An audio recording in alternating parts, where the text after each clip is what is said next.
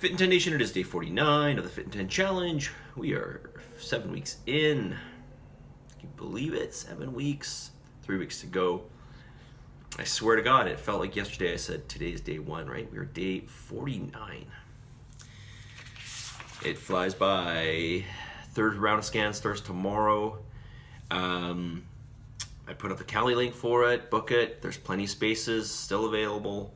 Only about half of you have booked your scans, by the way, so, they start tomorrow, so you better book in ASAP. I've done a few of you already, but, there's still almost half of you. So book in your scan, let's see where you're at, and let's finish strong, okay? Few key reminders. I did put these up in Slack, but I'll just remind you again. You don't want to drink alcohol within, 24 hours of your scan. Don't drink caffeine within 12 hours of your scan. Don't exercise right before your scan. Make sure you stand for at least 10 minutes before your scan. No metals on your body. Do not eat before the scan. Try to use the washroom. And anything else? I think that's everything. All right, so book your scan if you've not. All right, somebody asked me about different kinds of fat in the body, which was a bit surprising because I don't think really anybody knew about this. But anyways, I thought I should talk about it. So there are basically three major classifications of fat in the body. There is subcutaneous fat, which we're all well familiar with, right? This is just the fat that sits underneath the skin and over the muscle. In men, we typically see this. We typically see this on the lower back and abdomen. In women, we typically see this on the back of the arms, the glutes, and the thighs. Typically, but not always. Some women hold more in their stomach and not in their legs. Some men hold in their legs and not in their upper body so much, but it seems to be more rare. That's subcutaneous.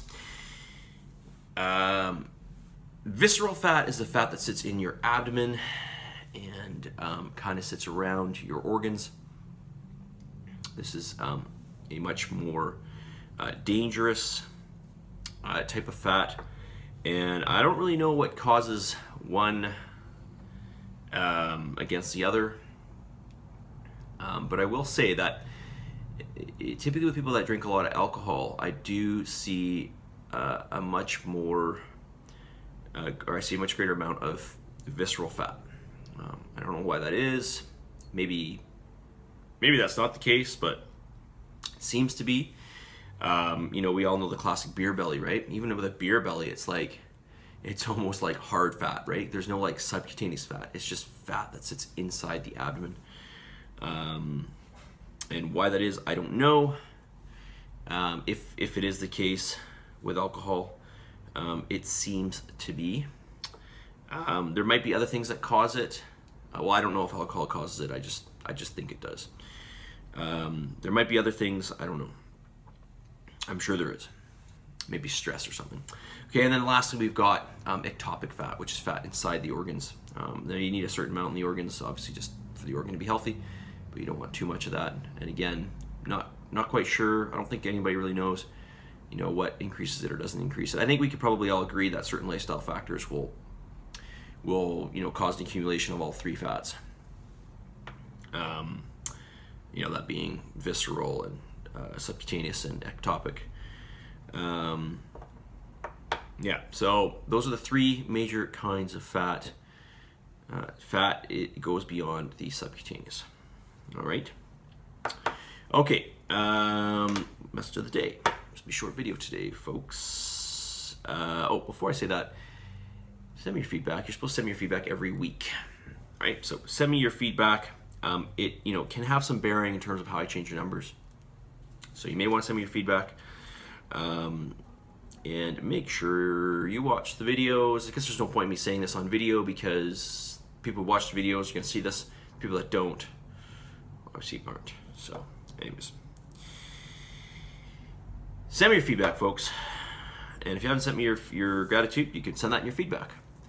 In fact, just send me your gratitude, and I'll be really happy with that, all right, in your feedback form. All right, message of the day. It's all great and dandy when things are high. And, man, it really sucks when things are low. But we have to be courageous enough to continue. That's what really counts, right? It's that continuation that really counts. The reality is, in whatever endeavor you are going or fighting towards or working towards or striving towards, you're going to have ups and downs. And it's just the way it is. So you just gotta bear with the downs.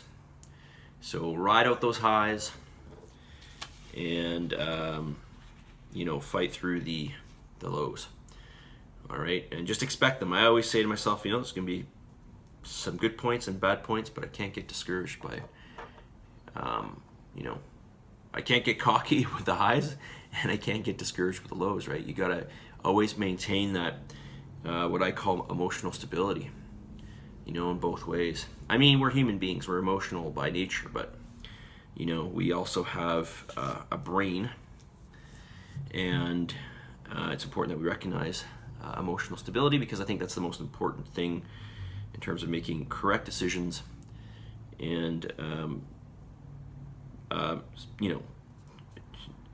let's just say just making correct decisions, right? Nobody ever made a good emotional decision. I shouldn't say that, but it's just more unlikely that you won't. Okay, you will not make a good decision if it's emotional, most likely, right? All right, day 49 in the books, guys. 21 days left. Third scan's coming up. Finale's going to be in 4 weeks. Somebody's going to win $1,000. We'll talk to you guys all soon. Submit, commit to this challenge. Don't fight it. Submit and commit to this challenge for the love of God. Positive energy, positive vibes. Send me your gratitude, please. I want to hear from you.